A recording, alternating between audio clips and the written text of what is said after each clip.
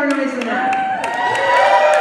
That's better. I want to wave to the people up in the balcony. I just have to be careful because I have the old lady arms, and I might take out the front row. I wish I was kidding. So, I learned something new every single day. One of the things that I have learned this week is that when you are into your 50s and 60s, everything changes in your world. And that includes minute little things like compliments. Compliments change. When you're in your 30s and your 40s, and somebody says to you, "You look good," that's it. That's the compliment. There's nothing else they add. When you're 50 or 60, you get compliments that have conditions attached.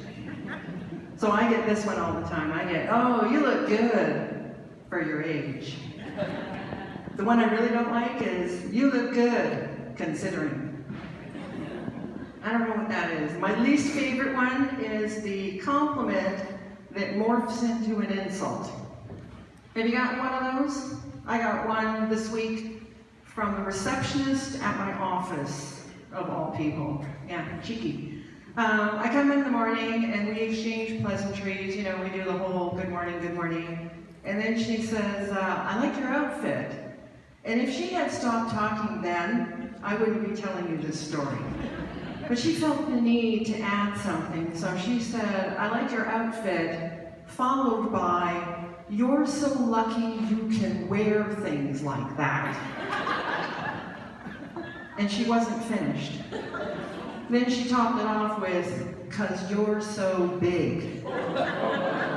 I know, that's cheeky, isn't it? And I'm a very nice person, I really am. I give everyone the benefit of a doubt. So I thought, well, there's two ways I have of looking at this, right? So option number one, I can choose to believe that she meant to say tall. It's a possibility. Or option number two, and this is really the one that I'm leaning towards, she's a bitch. Oh, you agree with me. That's good to know. But I got her back the same day, and I know usually karma doesn't work that way, but it was on my side. She comes up to me later in the day and she says, "Can you give me a ride home?" And I said, "I'd love to. But by the time I get into the car, there's no room left over because I'm so big." Yeah. I wasn't sure what to wear tonight. I never know what to wear. You know, I kind of toyed with, I struggled with the whole dress thing because I had a bad experience with a dress one time. I was doing a show and it was a really important one, and it was a lot of industry people in the audience, so I really wanted to look good. So I went to my go-to dress. Every woman has a go-to dress, right? It's the outfit we think we look really good in. So I wear my go-to dress, and I'm walking down to my car, and everybody that drives by, when they see me, they're like beeping, and they're waving, and a couple people even like roll down their windows, and there's cat calls, and there's whistles. So naturally I thought, wow, this dress looks sensational on me. Then I realized that I had tucked the back of my skirt into my underpants. That's not the bad part. I was wearing a thong. Well, it didn't start off as a thong, but you know, when you're a plus-size girl, everything eventually becomes a thong. I don't understand the whole concept of thong underwear. I just don't get it, right? I guess it's just a garment that's not made for plus-size people. Because I know they're supposed to be sexy. They're not sexy on me. I mean, a thong underwear is less sexy and more like a magic trick. Because I put it on and immediately the strings disappear. And now I've just got this weird triangular patch of material that's like weirdly floating above my private parts, like some kind of a weird X-rated UFO. And I know it's not sexy because when I walked into the bedroom, the look on my husband's face, it was the same as when a dog hears his owner's voice on the answering machine. You know, like, huh? I never should have bought the thong underwear, but my sister convinced me. And yeah, she's a bitch. No, she is. My sister is very slender. She is literally half my size. She's a size 8, I'm a size 16. Other than that, we are incredibly similar. So when we go out together, a lot of times people will mistake us for triplets. Because 2 times 8 is 16. This guy's looking at me like nobody said there was going to be math. But here's some advice. Don't go underwear shopping with a skinny person. It's not fun. Okay, first of all, you're not even in the same section of the store. Because she's looking at all the cute stuff in the front. That's where they keep the skinny, sexy stuff, is in the front, right? You've all seen, right? They've got these little round tables, and then they've got a sign, and they've got all the undies nicely arranged, and they're cheap, too. You know, they're like $10, and you get 10 pairs. And I know why. It's because there's no material, right? It's just 2 elastic bands and an eye patch. That's not where my underwear is. My underwear is in the back corner. I'm looking at car covers. I'm looking for granny pants is what I'm looking for, okay? I need coverage and I need support. In fact, I need support beams. I like to say I wear underwear that's steel belted. So my sister gets her panties at Victoria's Secret, I get mine at Firestone. I wear the kind of underwear that could be a weapon, all right? When I get home at night, before I undress, I have to make sure that my husband and the cat aren't even in the same room. Because the contents have been under pressure for 8 hours. I whip these babies off, I am liable to pop open like a tin of biscuits. I could take an eye out.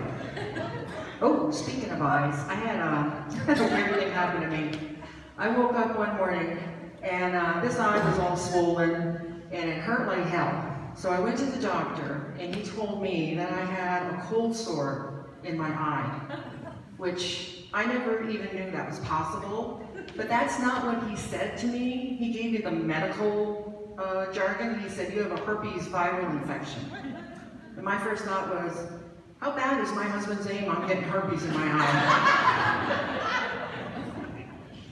And it's a stubborn infection too. It's really hard to get rid of, right? So he hands me 5 different prescriptions, and then he says, by the way, one of the side effects of the medication will be rapid, massive weight gain. And I thought, fabulous. Just what every woman wants to hear. So for those of you who don't know me, I usually weigh 130 pounds. And for those of you who do know me, shut the hell up. Let me live a fantasy for one night, please. Now, also speaking about eyes, there's another story that I heard in the news that I absolutely loved. Did you hear about the woman that actually killed her husband by poisoning him with eye drops? Yeah, apparently he did not see that coming. Here's the funny part. That was the second time she tried to kill him. A couple of years ago, she shot him in the head with a crossbow. And they let her go because they said it was an accident. She told the police that she was cleaning her crossbow before bed. And I thought, well, that's plausible, right? Because I know when I go to bed, I take my makeup off, I brush my hair, I brush my teeth, I clean my crossbow. Right? Yeah, no problem. But I think that if she gets a good attorney, she'll probably get off, right? Because I already know what the defense is going to be. Because anybody knows when you put eye drops in, you go like this. I'm thinking if he had Parkinson's, she's walking. Now I do jokes about spouses killing each other, and some people get offended by that, but these are merely jokes, people, okay? We just blow off some steam. I think every married woman, if you've been married for a long period of time, you do fantasize about killing your husband. No, you do. It's just, no, it's a stress reliever. That's what it is. So I always just say, listen, when you get to that point, use your imagination, okay? You might as well have some fun with it, okay? So the best thing I've come up with so far is covering the brake pedal in his car with Vaseline. I did that joke in Vegas, and there was a woman in the front row, I swear to God, this is true, and she raises her hand and she says, "If I don't have Vaseline, can I use baby oil?" I'm like, oh my God, I'm doing jokes up here. She's taking notes like it's a Home Depot seminar. I mean, I know their slogan is, "You can do it, we can help," but really, I don't know. But I should be careful, actually, about doing the jokes about killing my husband, because my husband is here tonight, and he knows that I do these jokes, but he's actually, and I shouldn't be laughing, but he's got a cast on his leg, and he's on crutches. He's actually in a wheelchair right now.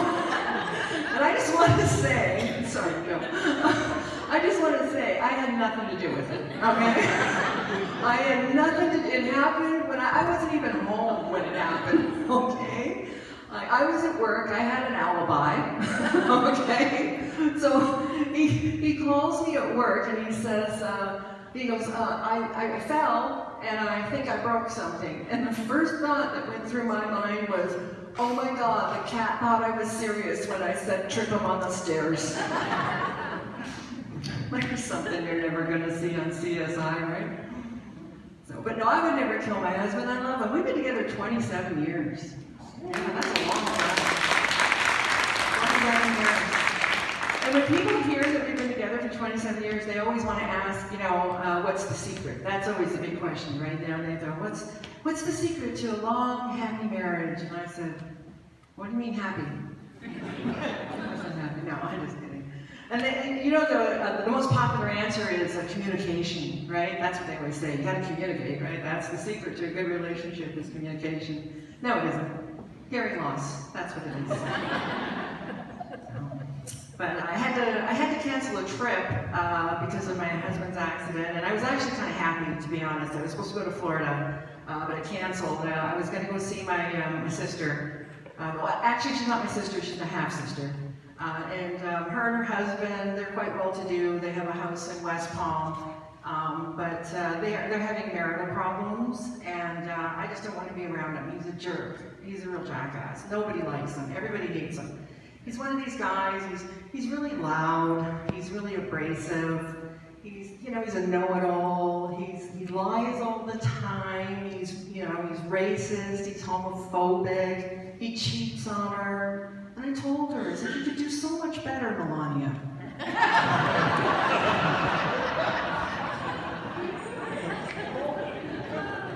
I tell you, I just loved it. I don't know, Trump is in trouble. I think he's in real big trouble now because that whole Russia probe, I mean, it seems to be, really, it's serious now. And his lawyers keep trying to tell him how serious it is, right? So I heard that one of his lawyers said to him, if you're not careful, you're going to end up in an orange jumpsuit. And I thought, that's not a deterrent. He likes orange. But the one thing that I will say about Trump is that when I hear all the chaos that goes on south of the border, I do appreciate so much more that I'm Canadian and that I live in Canada. I'm sure all of you feel the same way. We live in a spectacular country.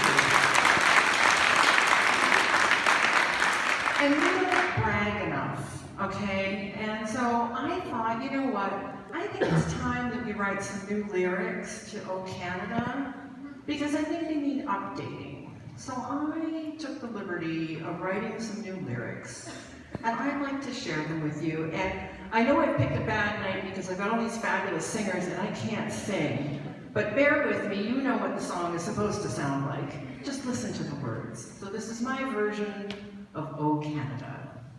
O Canada, I'm so glad we live here.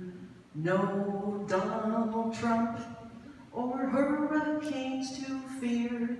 We reject all hate, don't care who you date, it's your choice after all.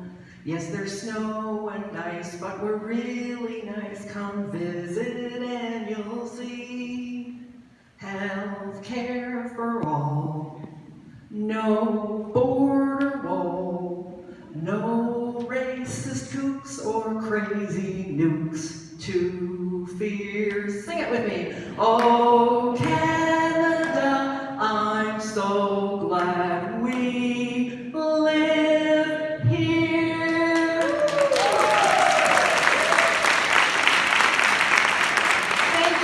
much. I appreciate you playing along with all my little games, and I'm going to turn it over to Tom again. Enjoy the rest of the show.